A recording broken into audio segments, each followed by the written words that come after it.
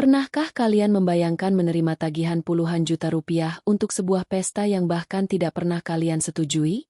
Itulah yang terjadi padaku. Beberapa hari sebelum acara keluarga besar digelar, aku terkejut saat pihak catering menghubungiku dan mengatakan seluruh pesanan makanan sudah dicatat atas namaku. Jumlahnya bukan ratusan ribu, melainkan belasan juta rupiah. Yang lebih mengejutkan, ibu mertuaku sama sekali tidak pernah meminta izin. Saat aku meminta penjelasan, semua orang menganggap aku harus membayar karena aku menantu yang dianggap paling mampu. Namun mereka tidak tahu satu hal. Suamiku diam-diam mengambil keputusan yang membuat seluruh acara keluarga berubah menjadi mimpi buruk. Di hari yang seharusnya penuh kemeriahan, tamu-tamu yang datang hanya disuguhi air putih. Dan sejak hari itu, hubungan dalam keluarga kami tidak pernah sama lagi. Assalamualaikum warahmatullahi wabarakatuh. Apa kabar sahabat semuanya? Semoga kalian selalu diberikan kesehatan, rezeki yang berlimpah, umur yang berkah, serta keluarga yang selalu membawa ketenangan dalam hidup. Sebelum cerita ini dimulai, jangan lupa bantu dukung channel ini dengan menekan tombol like, tuliskan komentar kalian di bawah, share cerita ini kepada teman atau keluarga, dan subscribe agar tidak ketinggalan kisah-kisah penuh pelajaran kehidupan lainnya. Tuliskan juga dari kota mana kalian menonton hari ini. Saya senang sekali membaca dan menyapa sahabat-sahabat dari berbagai daerah. Sekarang, mari kita masuk ke kisahnya. Namaku Aini. Usia pernikahanku dengan Ali sudah memasuki tahun ke-6. Banyak orang melihat kehidupan kami baik-baik saja. Kami memiliki pekerjaan yang cukup mapan, rumah sederhana yang nyaman, dan hubungan yang terlihat harmonis di depan orang lain.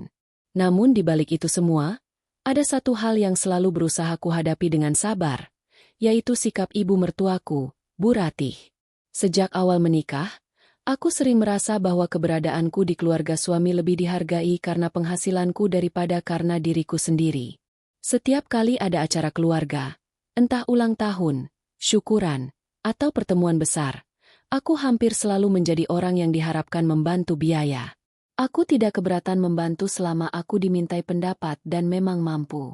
Bagiku, keluarga adalah tempat saling mendukung. Karena itulah selama bertahun-tahun aku memilih mengalah ketika ada hal-hal yang membuatku tidak nyaman. Aku tidak ingin membuat suamiku berada di posisi sulit. Aku juga tidak ingin dianggap sebagai menantu yang pelit atau tidak peduli keluarga. Siang itu, seperti biasa, aku sedang bekerja di kantor. Tumpukan laporan memenuhi mejaku. Aku sedang fokus menyelesaikan pekerjaan ketika ponselku bergetar. Nomor yang muncul tidak kukenal. Awalnya aku mengabaikannya. Namun beberapa menit kemudian nomor yang sama kembali menelepon. Karena khawatir ada urusan penting, aku akhirnya mengangkat telepon itu. Selamat siang, apakah benar dengan Ibu Aini? Tanya seorang perempuan dengan suara ramah. Iya, benar. Dengan siapa? Jawabku. Saya Dina dari perusahaan catering Selera Nusantara, Bu. Saya menghubungi untuk konfirmasi pelunasan pesanan acara keluarga yang akan dilaksanakan hari Minggu nanti. Aku langsung mengernyitkan dahi. Catering?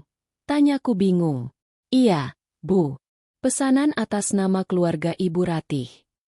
Nama itu membuatku langsung waspada. Bu Ratih adalah ibu mertuaku. Aku mencoba mengingat-ingat. Setahuku tidak ada acara yang melibatkan diriku sebagai penyelenggara. Mungkin ada kesalahan. Mbak, saya tidak pernah memesan catering apapun. Di ujung telepon terdengar keheningan beberapa detik. Loh, tapi di data kami, penanggung jawab pembayaran tercatat atas nama Ibu Aini. Nomor telepon yang dicantumkan juga nomor ini. Jantungku tiba-tiba berdegup lebih cepat. Aku duduk tegak di kursi. Maksudnya bagaimana? Perempuan itu lalu mulai menjelaskan rincian pesanan. 150 porsi makanan prasmanan, aneka lauk premium, minuman kemasan, hidangan penutup, dan berbagai tambahan lainnya. Semakin lama aku mendengarkan, semakin besar rasa tidak percaya yang muncul dalam diriku. Ini bukan pesanan kecil. Nilainya mencapai hampir 15 juta rupiah. Tanganku mulai dingin. Aku meminta staf catering itu mengirimkan salinan rincian pesanan melalui pesan singkat. Beberapa menit kemudian dokumen itu masuk ke ponselku. Mataku langsung tertuju pada bagian paling bawah. Di sana tertulis jelas. Penanggung jawab pembayaran. Aini. Aku membaca tulisan itu berulang kali. Seolah berharap namanya berubah menjadi nama orang lain. Namun tidak. Namaku tertulis dengan sangat jelas. Bahkan nomor telepon yang digunakan benar-benar nomorku. Aku menelan ludah pelan. Perasaanku mulai tidak enak. Bagaimana bisa namaku dicantumkan tanpa sepengetahuanku? Siapa yang memberikan nomor teleponku? Dan yang paling penting, siapa yang Aini membuat komitmen pembayaran sebesar itu tanpa meminta persetujuanku? Selama beberapa menit aku hanya memandangi layar ponsel. Pekerjaan di depanku tidak lagi bisa membuatku fokus. Pikiranku dipenuhi berbagai kemungkinan. Mungkin ini kesalahan administrasi. Mungkin pihak catering salah mencatat data. Atau mungkin ada seseorang yang sengaja menggunakan namaku. Namun jauh di dalam hati, ada satu dugaan yang perlahan muncul dan membuat dadaku terasa sesak. Aku mengenal Bu Ratih cukup lama. Beliau memang sering mengambil keputusan sendiri lalu menganggap semua orang akan mengikuti begitu saja. Beberapa kali aku pernah mengalami hal serupa dalam skala kecil. Beliau pernah membeli barang untuk acara keluarga lalu meminta aku ikut membayar setelah semuanya selesai. Beliau juga pernah menjanjikan bantuan kepada saudara tanpa berdiskusi terlebih dahulu denganku. Tetapi tidak pernah sampai sebesar ini. 15 juta rupiah bukan jumlah yang sedikit. Bukan soal aku mampu atau tidak. Masalahnya adalah aku tidak pernah diberi pilihan. Aku menarik napas panjang lalu segera menghubungi Ali. Saat suamiku mengangkat telepon, aku langsung mengirimkan foto rincian pesanan tersebut. Mas, kamu lihat pesan yang aku kirim. Beberapa saat kemudian terdengar suara Ali yang mulai serius. Itu apa? Itu tagihan catering acara keluarga ibumu. Ibu pesan catering. Iya. Lalu kenapa dikirim ke kamu? Itu yang aku juga tidak tahu. Di ujung telepon terdengar keheningan cukup lama. Aku bisa merasakan bahwa Ali juga mulai menyadari ada sesuatu yang tidak beres. Sebelum menutup telepon, aku berkata pelan, Mas, namaku dicantumkan sebagai penanggung jawab pembayaran. Ali tidak langsung menjawab. Namun dari nada napasnya, aku tahu ia sedang menahan emosi. Hari itu jam kerja terasa berjalan sangat lambat. Aku berusaha menyelesaikan tugas. Tetapi pikiranku terus kembali pada tagihan itu. Semakin lama aku memikirkannya, semakin besar rasa kecewa yang muncul. Bukan karena nominal uangnya, melainkan karena perasaan tidak dihargai. Aku selalu berusaha menjadi bagian dari keluarga itu. Aku selalu berusaha membantu semampuku. Tetapi mengapa kebaikanku justru dianggap sebagai hak yang bisa digunakan kapan saja tanpa izin?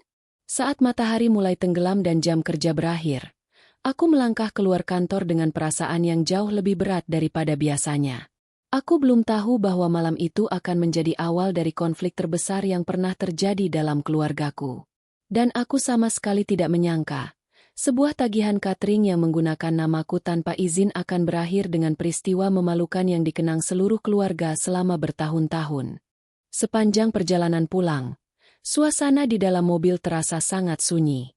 Aku duduk di kursi penumpang sambil menatap jalanan yang mulai dipenuhi lampu kendaraan.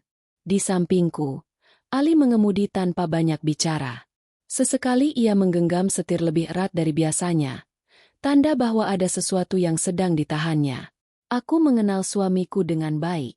Semakin diam Ali, biasanya semakin besar kemarahan yang sedang ia pendam. Mas, mungkin kita dengar dulu penjelasan ibu, kataku mencoba memecah keheningan. Ali mengangguk singkat. Aku juga ingin dengar langsung.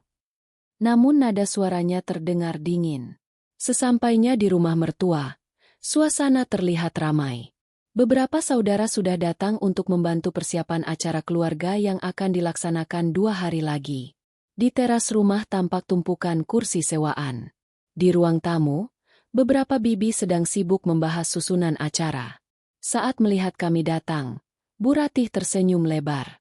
Nah, Aini datang juga. Pas sekali.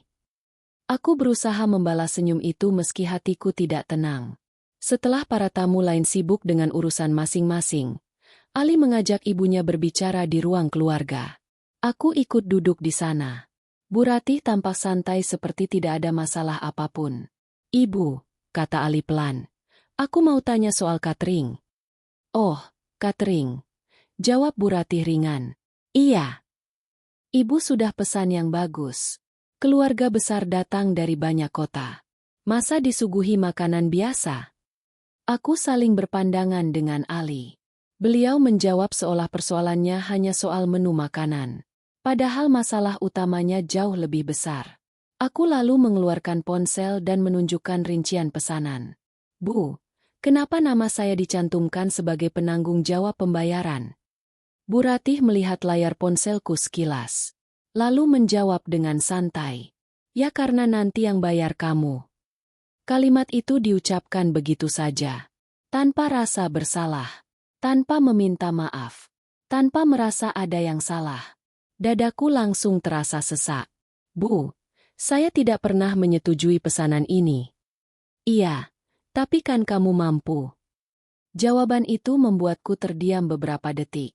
Aku tidak tahu harus marah atau sedih. Seolah-olah kemampuanku bekerja keras selama bertahun-tahun menjadi alasan bagi orang lain untuk mengambil keputusan atas namaku. Bu Ratih melanjutkan. "Lagi pula ini acara keluarga. Masa kamu hitung-hitungan sama keluarga sendiri?" Aku menatap beliau dengan perasaan yang sulit dijelaskan. Selama ini aku memang sering membantu keluarga suami. Ketika ada saudara yang kesulitan biaya sekolah, aku ikut membantu. Saat ada anggota keluarga yang sakit, aku juga menyumbang semampuku. Namun semuanya kulakukan karena aku ingin membantu. Bukan karena dipaksa. Bukan karena namaku digunakan tanpa izin. "Bu," kataku pelan menahan emosi. "Kalau dari awal ibu datang dan bicara baik-baik, mungkin saya bisa mempertimbangkan membantu. Tapi ini berbeda. Saya bahkan baru tahu setelah pihak catering menelepon saya." Wajah Bu Ratih mulai berubah. Beliau tampak tidak senang. "Kamu ini kenapa sih? Cuma urusan begitu saja diperbesar." "Cuma urusan begitu," ulang Ali. Nada suara suamiku mulai meninggi. "Itu 15 juta, Bu." "Memangnya kenapa? Kalian punya uang." Ruangan tiba-tiba menjadi sangat sunyi. Aku melihat Ali memejamkan mata beberapa detik. Mungkin ia sedang berusaha mengendalikan emosinya. Namun Bu Ratih belum berhenti. Beliau malah berkata, "Dulu waktu menikah dengan Ali, kamu juga diterima baik oleh keluarga ini. Sekarang masa diminta bantu acara keluarga saja keberatan." Kalimat itu menusuk hatiku. Karena bantuan yang diberikan dengan tulus kini seolah berubah menjadi kewajiban seumur hidup. Belum sempat aku menjawab. Salah satu bibi yang sejak tadi mendengar pembicaraan kami ikut masuk ke ruang keluarga. "Ada apa ini?" tanyanya. Bu Ratih langsung menjelaskan versinya sendiri. Menurut beliau, aku keberatan membantu biaya acara keluarga. Tak lama kemudian beberapa saudara lain ikut mendengar. Dan seperti yang sudah kuduga, sebagian besar langsung membela Bu Ratih. "Ini kan memang paling mapan." "Iya, masa acara keluarga besar tidak mau bantu? Kalau bukan keluarga sendiri, mau bantu siapa lagi?" Satu demi satu komentar itu datang. Tak ada yang bertanya mengapa namaku digunakan tanpa izin. Tak ada yang mempertanyakan apakah tindakan itu benar atau salah. Yang mereka lihat hanya satu hal. Aku dianggap memiliki uang. Dan karena dianggap mampu, maka aku juga dianggap wajib menanggung semuanya. Untuk pertama kalinya selama bertahun-tahun menjadi bagian dari keluarga itu, aku merasa benar-benar sendirian. Aku duduk diam sambil mendengarkan mereka berbicara. Hatiku perlahan hancur. Bukan karena nominal uangnya, tetapi karena aku sadar sebagian dari mereka tidak melihatku sebagai anggota keluarga. Mereka melihatku sebagai solusi keuangan. Sebagai orang yang bisa dimintai bantuan kapan saja. Sebagai menantu yang dianggap tidak boleh menolak. Aku menundukkan kepala agar tidak ada yang melihat mataku mulai berkaca-kaca. Di saat itulah Ali berdiri. Suamiku memandang seluruh ruangan dengan wajah tegas. Lalu berkata, "Cukup." Semua orang langsung terdiam. Aku dengar dari tadi. Ali menarik napas panjang. Lalu tidak ada satupun yang merasa salah karena nama istriku dipakai tanpa izin. Tak ada yang menjawab. Kalau memang acara ini penting, kenapa tidak minta persetujuan dulu? Suasana menjadi semakin tegang. Bu Ratih tampak kesal. Namun Ali tidak mundur. Malam itu untuk pertama kalinya ia berdiri sepenuhnya di pihakku. Dan aku belum tahu bahwa keputusan yang akan diambilnya setelah kami pulang nanti akan mengubah seluruh jalannya acara keluarga yang sudah dipersiapkan berbulan-bulan. Keputusan yang membuat semua orang terkejut, termasuk ibu mertuanya sendiri. Malam itu kami pulang dari rumah mertua dengan perasaan yang sangat berbeda saat berangkat. Aku duduk diam di dalam mobil sambil menatap lampu-lampu jalan yang berkelebat di balik kaca. Perasaanku campur aduk. Kecewa, sedih, marah, dan terluka menjadi satu. Yang paling menyakitkan bukanlah tagihan 15 juta rupiah itu, melainkan kenyataan bahwa hampir tidak ada seorang pun yang melihat kesalahan dalam tindakan Bu Ratih. Seolah-olah menggunakan namaku tanpa izin adalah hal yang wajar. Seolah-olah aku memang berkewajiban membayar hanya karena dianggap memiliki penghasilan lebih baik dibanding anggota keluarga lainnya. Ali masih diam sepanjang perjalanan. Namun kali ini diamnya berbeda. Aku tahu suamiku sedang berpikir keras. Begitu mobil masuk ke garasi rumah, Ali langsung turun tanpa banyak bicara. Ia membuka pintu rumah lalu berjalan menuju ruang kerja kecil yang berada di samping ruang tamu. Aku mengikuti dari belakang. "Mas!" panggilku pelan. Ali menoleh. Sorot matanya terlihat tegas. Aku sudah terlalu sering diam. Aku terdiam. Kalimat itu membuatku langsung memahami isi pikirannya. Selama bertahun-tahun, Ali memang selalu berusaha menjadi penengah antara aku dan ibunya. Ketika terjadi masalah, ia memilih menghindari konflik. Ketika ibunya melakukan sesuatu yang membuatku tidak nyaman, ia biasanya meminta aku bersabar. Bukan karena ia tidak peduli, tetapi karena ia selalu takut hubungan keluarga menjadi rusak. Namun malam itu aku melihat sesuatu yang berbeda. Kesabarannya seolah sudah mencapai batas. "Aku nggak mau gara-gara aku hubungan kamu sama ibu makin buruk," kataku pelan. Ali menggeleng. "Ini bukan soal hubungan. Lalu, ini soal menghargai orang lain." Aku tidak menjawab, karena dalam hati aku tahu Ali benar.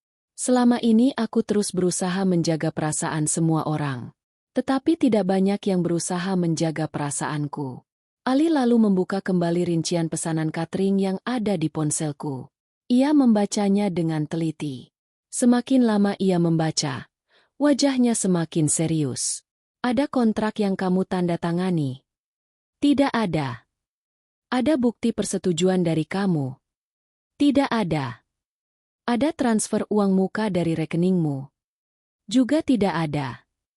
Ali mengangguk pelan, lalu mengambil ponselnya. "Mas mau apa?"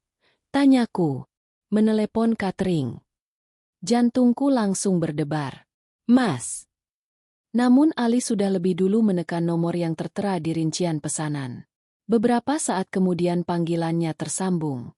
Aku bisa mendengar suara perempuan yang tadi siang menghubungiku. Ali memperkenalkan diri sebagai suamiku. Dengan nada tenang, ia menjelaskan bahwa namaku dicantumkan sebagai penanggung jawab pembayaran tanpa persetujuan. Pihak catering terdengar cukup terkejut mendengar penjelasan itu. Mereka meminta beberapa menit untuk memeriksa kembali data yang mereka miliki. Telepon ditutup sementara. Aku duduk di sofa dengan perasaan gelisah. "Mas, kalau dibatalkan sekarang apa nggak terlalu keterlaluan?" Ali menatapku. Keterlaluan itu menggunakan nama orang lain tanpa izin. Aku terdiam. Sebenarnya jauh di dalam hati, aku masih merasa tidak enak. Bagaimanapun juga yang akan menanggung malu adalah ibu mertuaku. Aku tidak pernah berharap acara keluarga menjadi berantakan. Aku hanya ingin dihargai. Tidak lebih. Sekitar 15 menit kemudian pihak catering menelepon kembali. Kali ini suara mereka terdengar lebih hati-hati. Mereka mengakui bahwa seluruh pemesanan memang dilakukan oleh Bu Ratih.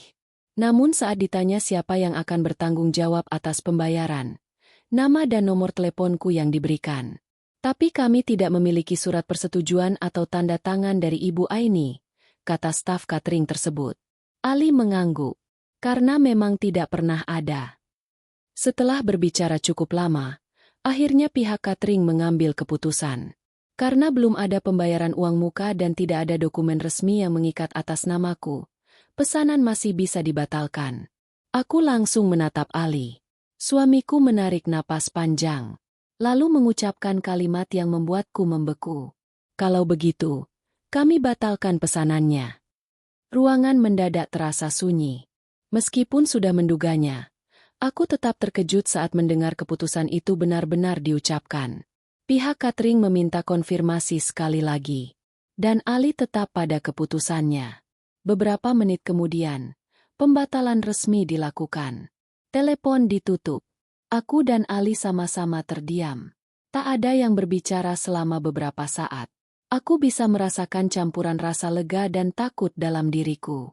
Lega karena akhirnya aku tidak dipaksa membayar sesuatu yang tidak pernah kusetujui. Namun takut karena aku tahu keputusan ini akan menimbulkan dampak besar. Acara keluarga tinggal 2 hari lagi. Mencari catering pengganti dalam waktu sesingkat itu jelas bukan perkara mudah. Mas, kataku pelan. Iya. Aku takut. Ali menatapku lembut. Untuk pertama kalinya malam itu, ekspresi marah di wajahnya sedikit menghilang. Ia menggenggam tanganku. Kamu nggak salah. Tapi ibu pasti marah. Mungkin. Semua keluarga juga pasti menyalahkanku. Ali menghela napas panjang. Lalu sampai kapan kita harus terus mengalah? Pertanyaan itu membuatku terdiam. Karena aku tidak punya jawabannya. Selama ini aku memang selalu mengalah. Ketika diminta membantu, aku membantu. Ketika disindir, aku diam. Ketika diperlakukan tidak adil, aku memilih sabar. Namun semakin lama aku sadar bahwa sikap mengalah tanpa batas justru membuat orang lain merasa berhak memperlakukanku sesuka hati. Malam semakin larut. Sebelum tidur, Ali mengucapkan satu kalimat yang tidak akan pernah kulupakan. Kalau hari ini aku membiarkan orang memakai nama istriku untuk kepentingan mereka sendiri, besok mereka akan melakukan hal yang lebih besar. Air mataku langsung jatuh. Bukan karena sedih, melainkan karena akhirnya aku merasa memiliki seseorang yang benar-benar berdiri di sampingku. Seseorang yang tidak hanya memintaku bersabar, tetapi juga Aini melindungiku. Namun kami berdua belum mengetahui satu hal. Keputusan membatalkan catering itu ternyata hanya awal dari sebuah kekacauan besar.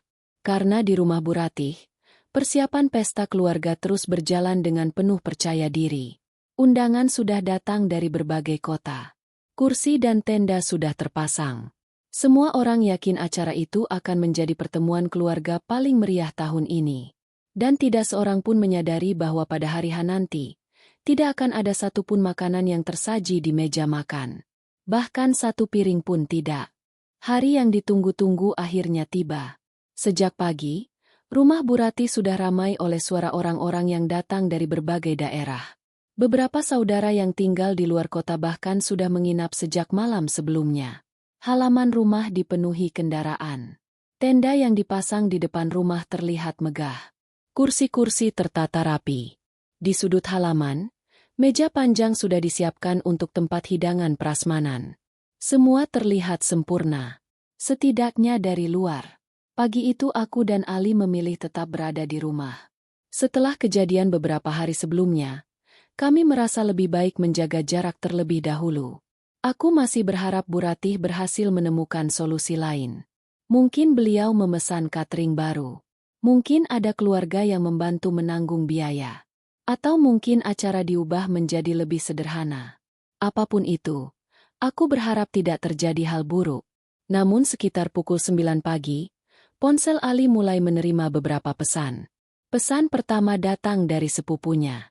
Mas, catering datang jam berapa? Ali tidak membalas. Lalu muncul pesan kedua. Kok meja makanan masih kosong ya? Aku mulai merasa tidak enak. Sementara itu di rumah Bu Ratih, Para tamu masih menikmati suasana. Mereka mengobrol, bercanda, dan saling bertukar cerita. Tidak ada yang menyadari bahwa masalah besar sedang menunggu beberapa jam lagi. Menjelang pukul 11 siang, saat biasanya persiapan makan dimulai, Bu Ratih mulai terlihat gelisah. Beberapa anggota keluarga memperhatikan bahwa tidak ada satupun kendaraan catering yang datang. Biasanya pada jam-jam seperti itu, petugas sudah mulai menata piring, mempersiapkan makanan, dan mengatur meja hidangan. Namun hari itu tidak ada siapa-siapa. Bu Ratih mencoba menelepon nomor catering. Tidak ada jawaban. Beliau mencoba lagi. Kali ini telepon tersambung. Menurut cerita yang kemudian kudengar dari beberapa saudara, wajah Bu Ratih langsung berubah setelah mendengar penjelasan dari pihak catering. Beliau terdiam cukup lama. Wajahnya pucat. Tangannya gemetar. Beberapa orang yang berada di dekatnya mulai bertanya, "Ada apa, Bu? Kenapa?" Namun Bu Ratih tidak langsung menjawab. Beliau hanya mematikan telepon lalu mencoba menghubungi nomor yang sama lagi. Dan lagi. Dan lagi. Seolah berharap jawaban yang diterimanya berubah. Sayangnya tidak. Pesanan memang sudah dibatalkan secara resmi 2 hari sebelumnya. Tidak ada makanan yang sedang diproses. Tidak ada tim catering yang sedang menuju lokasi. Tidak ada hidangan yang akan datang. Saat itulah kepanikan mulai muncul. Jam terus berjalan. Para tamu mulai bertanya-tanya. Anak-anak yang sejak pagi bermain di halaman mulai mengeluh lapar. Beberapa orang mencari-cari lokasi makanan karena mengira hidangan sedang disiapkan di dapur belakang. Namun yang mereka temukan hanyalah beberapa anggota keluarga yang sibuk berdebat dengan wajah tegang. Katanya pesan catering besar. Iya, kok belum datang? Mungkin macet. Atau salah alamat. Bisik-bisik mulai terdengar di berbagai sudut rumah. Suasana yang tadinya penuh tawa perlahan berubah menjadi canggung. Bu Ratih berusaha tetap terlihat tenang. Beliau meminta beberapa orang membantu memasak makanan seadanya di dapur. Namun jumlah tamu yang hadir jauh lebih banyak daripada bahan makanan yang tersedia. Acara itu dirancang dengan asumsi seluruh kebutuhan konsumsi ditangani oleh catering. Akibatnya stok makanan di rumah sangat terbatas. Sementara itu, tamu terus berdatangan. Jumlahnya semakin banyak. Menjelang waktu makan siang, kondisi menjadi semakin sulit dikendalikan. Meja prasmanan yang sejak pagi menjadi pusat perhatian masih kosong. Tidak ada nasi, tidak ada lauk, tidak ada makanan penutup. Tidak ada apa-apa. Hanya meja panjang yang dibiarkan kosong di bawah tenda. Pemandangan itu mulai menimbulkan berbagai pertanyaan. Beberapa tamu saling memandang dengan bingung. Sebagian mencoba tertawa untuk mencairkan suasana. Namun semakin lama, rasa heran berubah menjadi ketidaknyamanan. Menurut cerita salah satu sepupu Ali, ada seorang tamu yang bahkan bercanda. Ini acara reuni atau puasa bersama. Tidak ada yang tertawa setelah itu. Karena semua orang mulai menyadari bahwa masalahnya nyata. Dan masalah itu besar. Di tengah kepanikan tersebut, satu-satunya yang tersedia hanyalah dispenser air minum dan beberapa gelas plastik. Maka untuk pertama kalinya dalam sejarah acara keluarga besar mereka, para tamu yang datang dari jauh hanya disuguhi air putih. Air putih. Tidak lebih. Pemandangan itu menjadi bahan pembicaraan di seluruh rumah. Anak-anak mulai rewel. Orang tua terlihat kecewa. Beberapa tamu memilih keluar rumah mencari warung makan terdekat. Sebagian lainnya diam-diam pulang lebih awal. Sementara Bu Ratih berdiri di sudut ruang tamu dengan wajah yang semakin pucat. Untuk pertama kalinya, beliau merasakan sendiri akibat dari keputusan yang diambil tanpa memikirkan orang lain. Namun rasa malu terbesar ternyata belum datang. Karena di tengah kekacauan itu, salah satu anggota keluarga akhirnya mengetahui alasan sebenarnya mengapa catering tidak pernah datang. Dan dalam hitungan menit, kabar itu mulai menyebar ke seluruh tamu yang hadir. Semua orang akhirnya mengetahui bahwa pesanan tersebut sejak awal dibuat menggunakan nama orang lain tanpa izin. Dan sejak saat itulah suasana acara berubah dari sekadar kacau menjadi sebuah peristiwa yang akan dikenang keluarga mereka selama bertahun-tahun. Menjelang pukul 1 siang, suasana di rumah Bu Ratih sudah jauh berbeda dibanding pagi harinya. Jika beberapa jam sebelumnya masih terdengar tawa dan obrolan hangat, kini yang terdengar hanyalah bisik-bisik pelan di berbagai sudut rumah. Beberapa tamu memilih duduk sambil memainkan ponsel.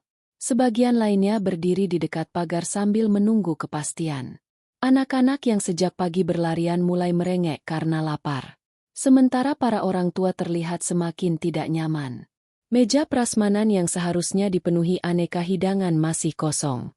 Pemandangan itu terasa begitu memalukan. Terutama bagi Bu Ratih yang selama berminggu-minggu membanggakan acara tersebut kepada keluarga besar. Beliau bahkan pernah mengatakan bahwa acara kali ini akan menjadi acara keluarga paling meriah yang pernah diadakan.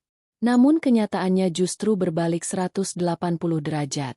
Menurut cerita yang kemudian kudengar, beberapa saudara akhirnya berinisiatif membeli nasi kotak dari warung-warung terdekat. Namun karena jumlah tamu sangat banyak, makanan yang tersedia tidak cukup untuk semua orang. Sebagian kebagian, sebagian lagi tidak. Keadaan itu membuat suasana semakin canggung. Di tengah kekacauan tersebut, salah satu sepupu Ali yang mengetahui masalah sebenarnya tanpa sengaja membicarakannya kepada saudara lain. Awalnya hanya 1 orang, lalu 2 orang, kemudian 5 orang. Tidak sampai 1 jam, hampir seluruh tamu mengetahui alasan mengapa catering tidak datang. Mereka mengetahui bahwa pesanan itu dibuat atas nama orang lain. Mereka mengetahui bahwa pihak yang namanya dicantumkan bahkan tidak pernah memberi persetujuan. Dan mereka mengetahui bahwa pesanan dibatalkan karena masalah tersebut. Bisik-bisik mulai berubah menjadi pembicaraan terbuka. Astaga, jadi begitu ceritanya. Pantas saja dibatalkan. Kalau saya juga keberatan kalau nama saya dipakai begitu. Harusnya minta izin dulu. Untuk pertama kalinya, tidak semua orang membela Bu Ratih. Banyak yang justru mulai memahami posisi yang selama ini aku hadapi. Mereka menyadari bahwa persoalan sebenarnya bukan soal uang, melainkan soal menghormati orang lain. Bu Ratih yang mendengar berbagai komentar itu terlihat semakin terpukul. Beliau berusaha menjelaskan bahwa niatnya hanya ingin membuat acara keluarga berjalan meriah. Namun penjelasan itu tidak lagi mampu memperbaiki keadaan. Karena kenyataannya sudah terjadi di depan mata. Puluhan tamu datang dari jauh. Acara berantakan.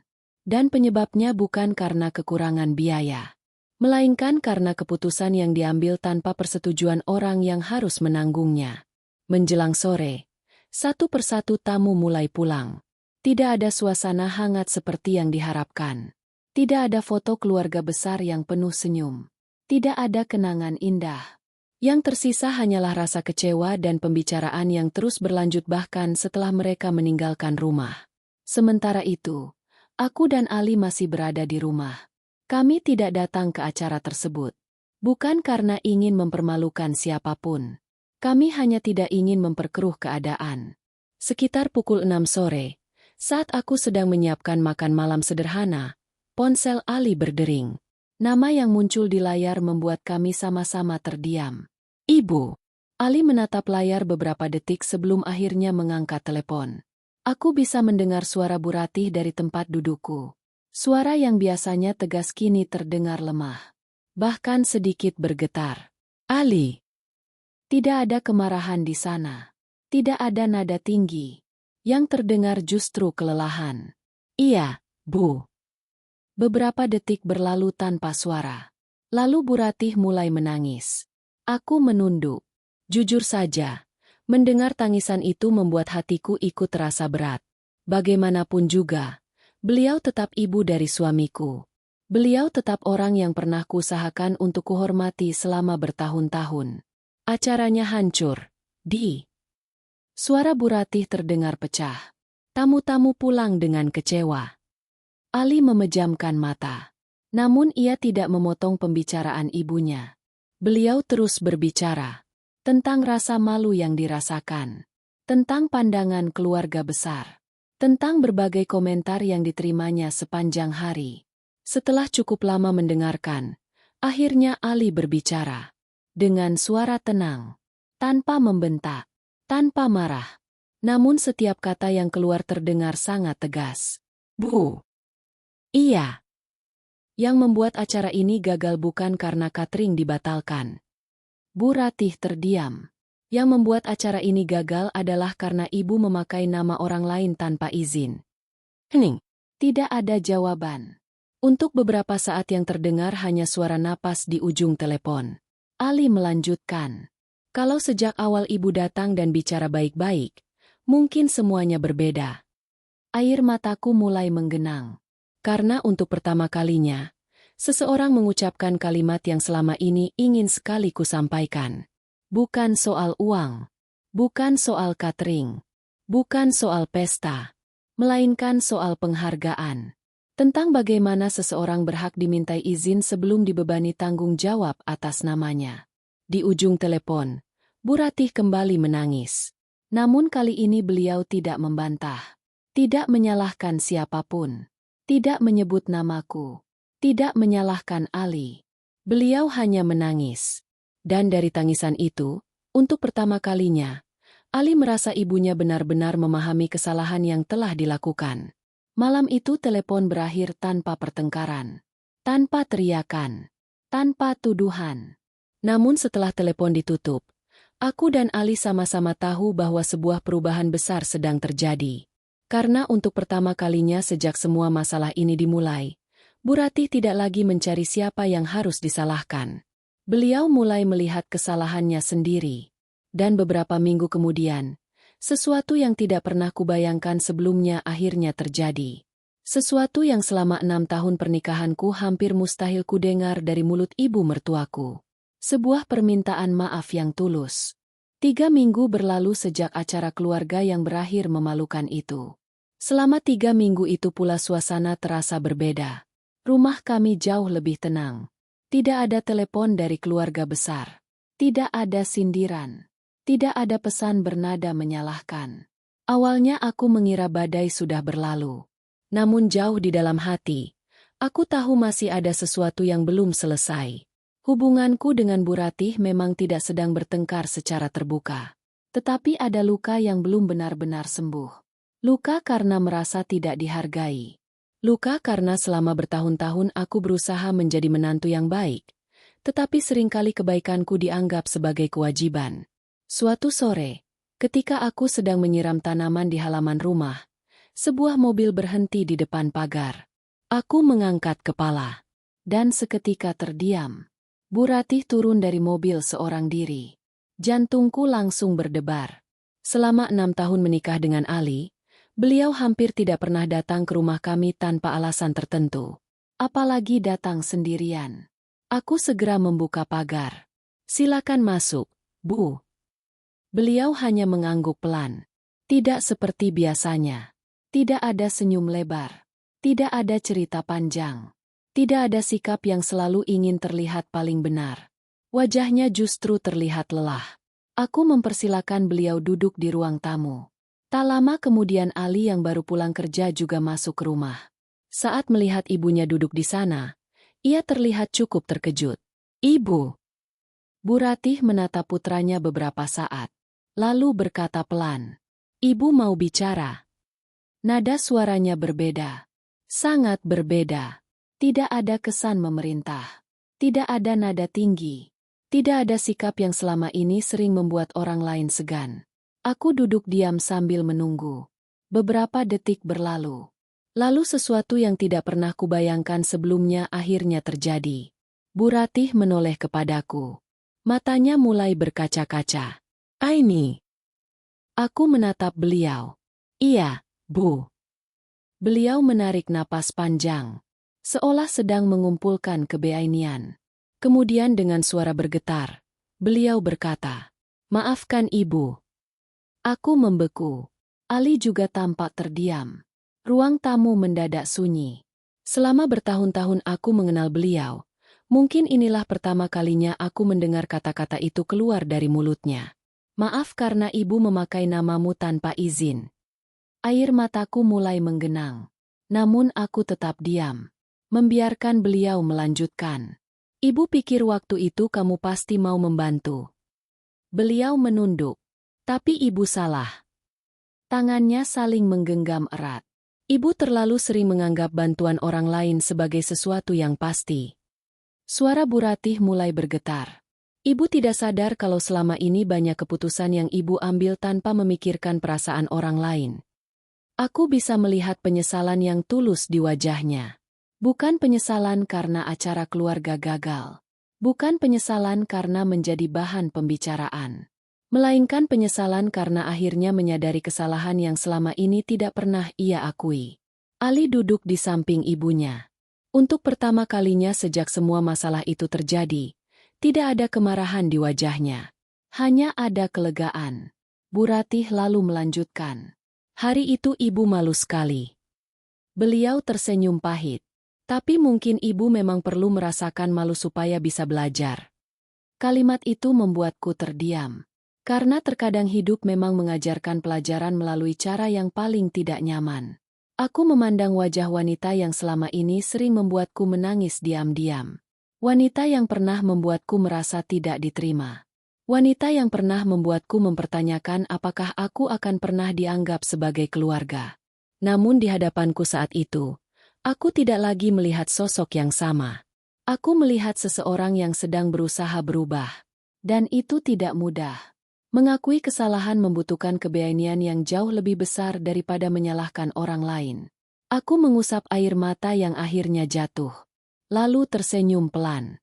Saya sudah memaafkan ibu. Bu Ratih langsung menangis. Tangis yang kali ini terasa jauh lebih ringan dibanding tangisan penuh rasa malu beberapa minggu sebelumnya. Beliau menggenggam tanganku erat. Terima kasih, Aini. Aku mengangguk. Bukan karena aku melupakan semua rasa sakit yang pernah ada. Melainkan karena aku tidak ingin terus hidup membawa beban kebencian. Hari itu menjadi awal perubahan dalam keluarga kami. Hubunganku dengan Bu Ratih memang tidak langsung sempurna. Tidak ada keajaiban yang menghapus semua luka dalam satu hari. Namun perlahan-lahan semuanya membaik. Beliau mulai terbiasa meminta pendapat sebelum mengambil keputusan. Beliau mulai menghargai batasan orang lain.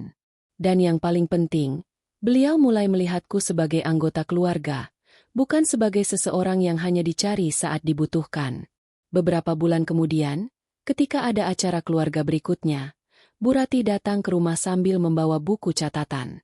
Dengan senyum kecil beliau berkata, Aini, menurutmu anggaran segini cukup enggak? Aku dan Ali saling berpandangan lalu tertawa. Mungkin bagi orang lain itu hal biasa. Namun bagiku, itu adalah tanda bahwa beliau benar-benar berubah. Dari semua kejadian yang terjadi, aku akhirnya memahami satu hal penting. Menjadi baik bukan berarti harus selalu mengalah. Menolong bukan berarti harus membiarkan diri dimanfaatkan. Dan menjaga hubungan keluarga bukan berarti mengorbankan harga diri sendiri. Karena keluarga yang sehat dibangun bukan hanya dengan kasih sayang, tetapi juga dengan rasa hormat. Saat rasa hormat hilang, hubungan perlahan akan rusak. Namun saat rasa hormat kembali hadir, bahkan luka yang paling dalam pun bisa mulai sembuh. Dan itulah pelajaran paling berharga yang kami dapatkan dari sebuah tagihan catering yang awalnya hanya dianggap persoalan sepele. Sebuah kejadian yang mengubah cara kami memandang keluarga, penghargaan, dan arti sebenarnya dari saling menghormati.